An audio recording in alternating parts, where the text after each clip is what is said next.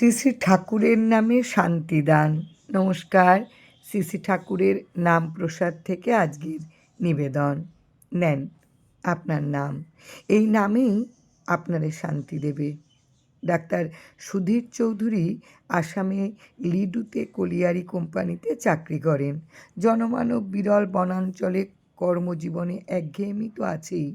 এটা লাঘবের জন্য তারা সকলে প্রতি সপ্তাহে ছুটির দিনে একজনের বাসায় আনন্দ কীর্তন, ভজন গান ও ভোজনের আয়োজন করার ব্যবস্থা করলেন। আজ ডাক্তারবাবুর আঙিনায় আয়োজন হয়েছে এই প্রীতিমিলন মেলার। ডাক্তারবাবুর স্ত্রী সারাদিন অতি যত্ন সহকারে সকলের জন্য খাবার রান্না করেছেন। সন্ধ্যায় নিমন্ত্রিত অতিথিরাও সকলে এসেছেন। প্রচুর আনন্দ কীর্তনের পর পরিতৃপ্তির সাথে সকলে ভোজন পর্ব শেষ হয়েছে। ডাক্তারবাবুর স্ত্রী সকলকে হাসি মুখে বিদায়ও দিয়েছেন। এরপর যার যার বাড়িতে সকলে চলেও গেছেন। ডাক্তারবাবুর স্ত্রী এবার খেতে যাবেন, তার জন্য ভাত বাড়াও হয়েছে। তিনি হাত মুখ ধুতে গেছেন বাথরুমে। হঠাৎ সেখানে তিনি পা পিছলে পড়ে মাথায় প্রচণ্ড আঘাত পেয়ে অজ্ঞান হয়ে গেলেন। সকল চিকিৎসার চেষ্টা ব্যর্থ করে 3 দিন অজ্ঞান থাকার অবস্থায় তাকে আর রাখা গেল না। তিনি মারা গেলেন। এভাবে অকস্মাৎ তার স্ত্রীর মৃত্যুতে ডাক্তারবাবু একেবারে ভেঙে পড়লেন।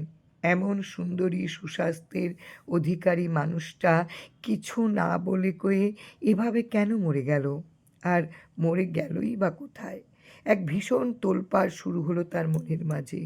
এরপর হতে তার সংসার আর ভালো লাগে না, কাজকর্মে মন বসে না, ছোট্ট 2টি ছেলের প্রতিও তার লক্ষ্য নেই।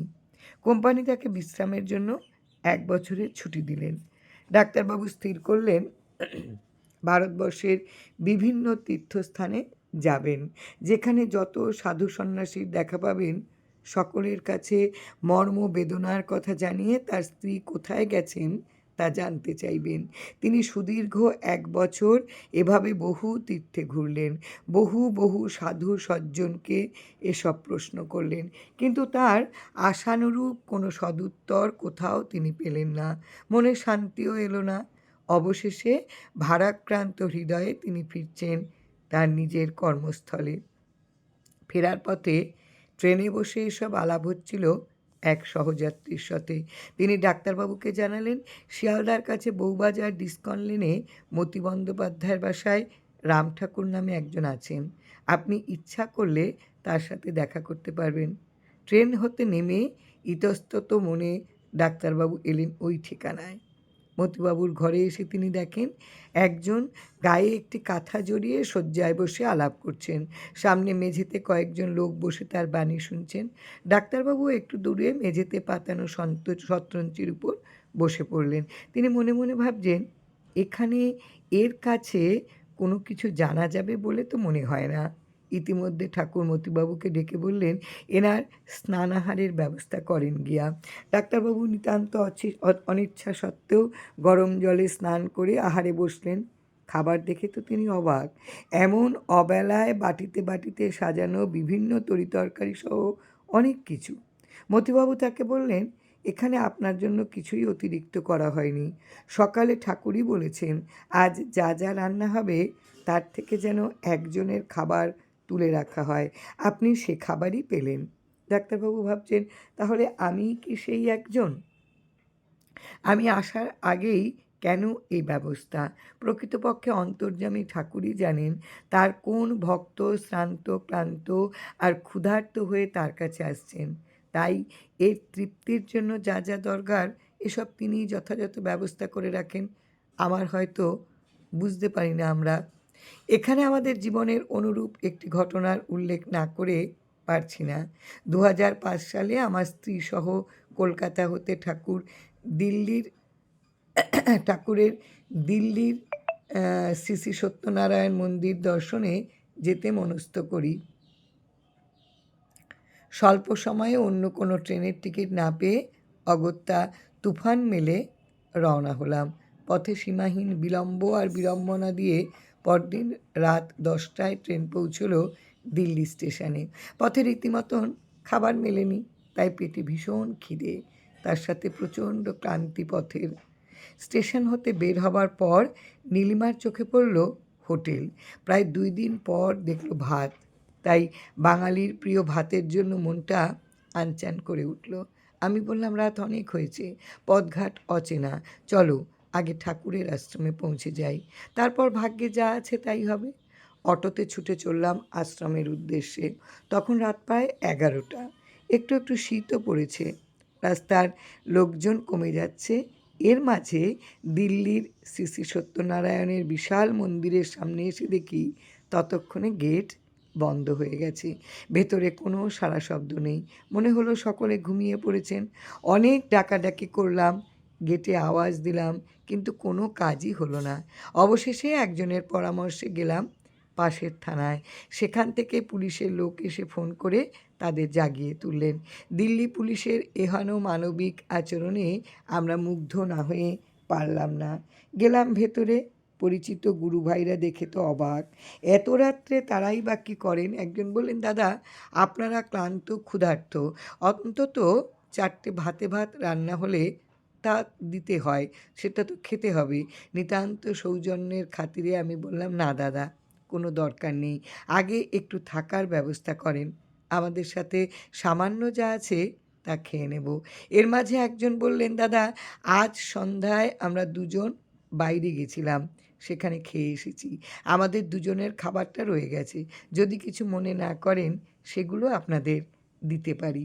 আমরা সানন্দ চিত্তে সম্মতি দিলাম। তারা প্রসাদ এনে দিলেন, পর্যাপ্ত অতি সুস্বাদু প্রসাদ।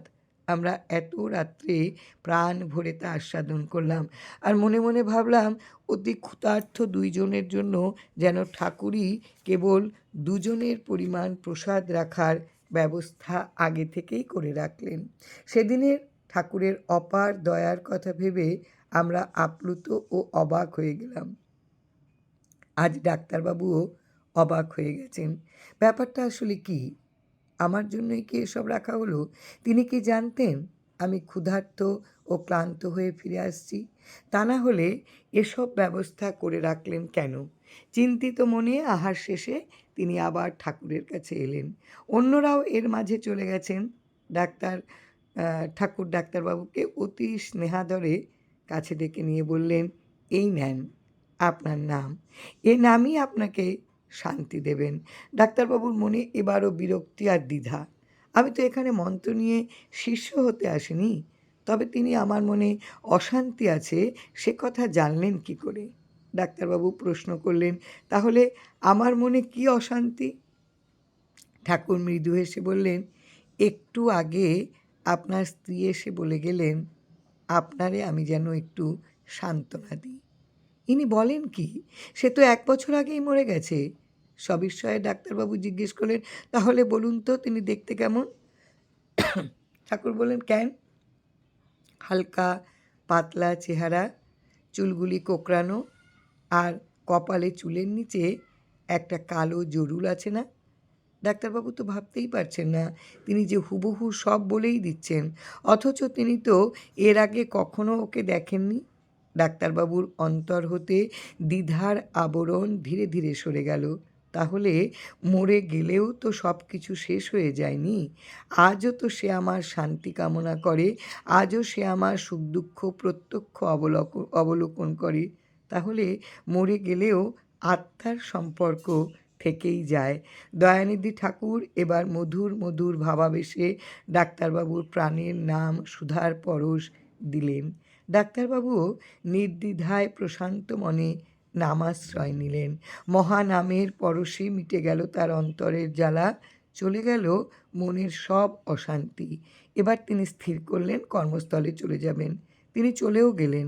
ডাক্তারবাবু পরে আক্ষেপ করে বললেন, আমার কত দুর্ভাগ্য, প্রথম দর্শনে এ দয়ার ঠাকুরকে আমি একটুও প্রণাম করতে পারিনি। নামসুধা পরশে অন্তরের জমানো যত বিরহের আগুন নিভে যায়, মনের সকল গ্লানি দূর হয়ে যায়, নামেই সর্বশান্তি প্রশান্ত মিলে, এটুকু বুঝলেন সকলে। তাই সকলকে নামাশ্রয় পেতেই হয়। শ্রীমন মহাপ্রভু বলেন, আশ্রয় হইলে ভজে তারে কৃষ্ণ নাহি ত্যাজে। ঠাকুর বলেন, আশ্রয় পাইলে জন্ম মৃত্যু থাকে না, ইহার নাম প্রসাদ বলিয়াই ইহা প্রকাশিত। জয় রাম, জয় রাম।